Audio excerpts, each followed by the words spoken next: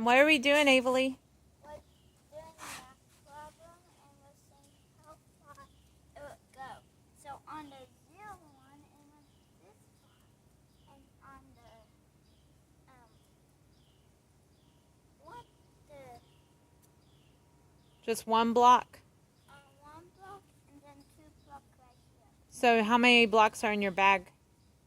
3. So what do you think's going to happen? Maybe going farther or less. Okay. I don't know. Well, what has happened each time we've added a block? It went farther. So if we added a block, what do you think's going to happen? Going farther. Okay. Go ahead and swing. Let's see what happens. You're at the same spot each time? Woo! What do you think? That's way farther than I thought it was. Really? Oh, don't.